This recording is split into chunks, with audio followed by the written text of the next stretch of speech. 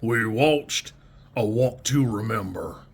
Now, before we begin, I should say that I quite like the movie. I had a good time. It's pretty good. I can see where I didn't see it when it was popular. I am notably not the target demographic for this film. So, there are those things there. But, I will say that it's kind of odd. The whole thing is kind of structured a little strange. Overall, there's about like 2 teenagers.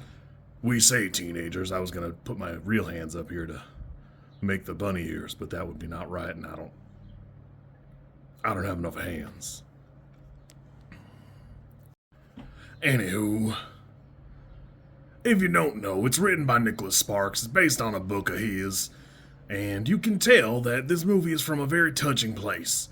It does refer directly to his sister, who did pass the same way, and it's kind of interesting because in the book, it's not super clear that she passed. She might not have. I didn't read it myself, I'm not going to, but I think that's kind of interesting. Where, in the book, she doesn't walk down the aisle, she has to be in a real wheelchair because she's actually sickly.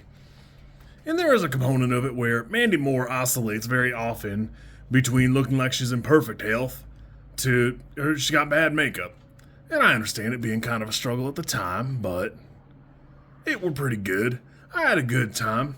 It does have a little bit of that CW flavor where they are not teenagers. They look like they're in college of some sort. And I can't say overall it would have negatively affected the film that much for them to have just been college students. You know, there's a couple minor plot points, but overall, no big deal there. A couple of times, it does feel like the movie shuffled up a little strangely. And I like that it does show, don't tell, but I was pretty sure the principal were the boy's father. He ain't, but you know, you don't figure that out till a little bit later. And there's just no preamble to her predicament. It doesn't come up. It comes up way later in the film, which is fine, but even like when the boy approaches the pastor, her father, there's no like, even if I were gonna let you, boy, I ain't gonna, no, it wouldn't matter. Not to comment too much on his foghorn leghorn accent, which is completely out of place, nobody else has it, and his daughter doesn't have any lick of it. But it's just odd. A couple scenes seem like they're shuffled around. Either he drops her off and they sneak out, or they're different dates and there's no like book ending between them. There are a couple times where it cuts scenes and it looks like the whole movie's just gonna go to commercial, which would be kind of messed up because I rented it. It's worth noting that Mandy Moore is, first and foremost, a pop star who got into acting, which is fine, I suppose. But, boy, does that musical number go on for a little long. And I can appreciate Switchfoot, it don't bother me that much. I would never seek it out, but there are a couple times they play a Switchfoot song that it does not match the energy.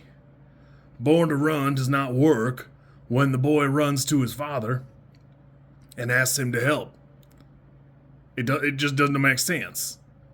It's actually a little weird because the pastor very clearly lives in a well-off house, so it's odd that the boy's father's able to, like, come up with the money where the pastor could not. So I don't know, there's just like a lot of odds and ends parts here. Mandy Moore's character's fine, I suppose. She does have that, like, manic pixie dream girl vibe in every way that matters. Right away, she just coughs up whatever secret or dumb thought that's rolling around her head instead of being, like, coy or shy. But then, every character in the movie has, like, kind of a corny, like, social dynamic. Even, like, the gang. It's a weird setup. It's not really clear who the ringleader is. There's that little scuffle there. But it's just odd. It does feel like we made Mandy Moore's character bordering on sainthood, And that's kind of weird. Overall, this movie for me is like a 5. I had a good enough time, but it does feel about 20-25 minutes too long. I would say that Adam Shankman he's just not that good of a director. Most of his products are a 5 on the high side. This one sticks out, and I promise you it's rated this way because a lot of you feel nostalgic. And it just is a chick flick. If you like The Notebook, you like this movie. And this one's fine, it's just not great. It needs a little bit of jazz and some pizzazz and a little bit better cutting and editing and writing. For me, the movie is fine. Every little aspect gets kind of shoved to the side. It's like there's a 3.5 hour cut of the film somewhere where they fully flesh out everything. All of his friends from high school basically vanish after the wedding, which is fine. But there's just no, like, commentary about them all growing up or nothing. It's just that the boy went on, got in medical school. It's fine. It ain't for me, and again, it weren't made for me neither, so I guess it is what it is. I can see where Shane West did poison a lot of young girls, and that he became a teenage heartthrob, and that to them set the bar very high for first dates. Well, I'm running out of voice, so you kids be good. Or else.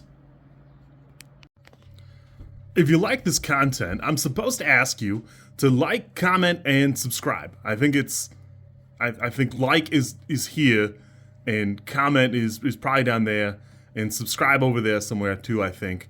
I don't know how many times this like snippet is gonna make it into a video.